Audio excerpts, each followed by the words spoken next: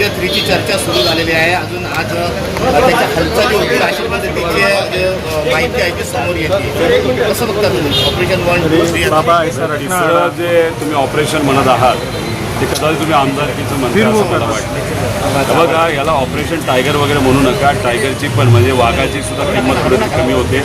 Operation बाजार म्हणायला काय हरकत नाही. आणि आमदार कुठं फुटतील आत्ता असं मला तरी वाटत नाही. कारण केंद्राला, कारण का हे ऑपरेशन बाजार एकनाथ शिंदे साहेबांनी जो आत्ता केला त्याच्या पाठीमागे पूर्णपणे ताकद ही दिल्लीवरनं दिली गेली. महाराष्ट्र भाजप कुठेही याच्यामध्ये पूर्ण दिली गेली.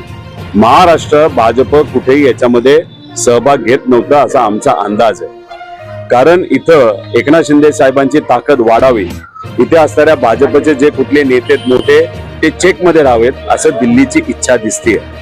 आणि हे खासदार फोडून कशासाठी लागणार आहेत त्यांना, तर त्यांना डिलिमिटेशन कायद्याला मतदान व्हावं या अनुषंगाने जास्तीत जास्त खासदार लागणार आहेत. त्यांना लागत होते 68, त्यातले 20 त्यांनी ममता दिदीचे घेतले, 6 ह्यांचे घेतले, राहिलेले 40-41 जे खासदार आहेत त्यांना अजून फोडायचे.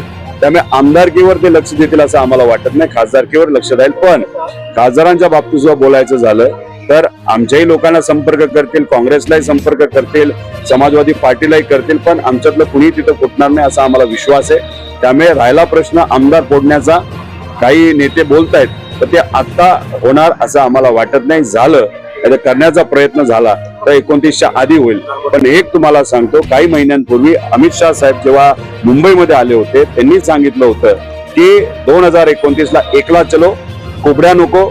त्यांचा पूर्णपणे संदेश आहे की भाजप एकटं लढणार आहे.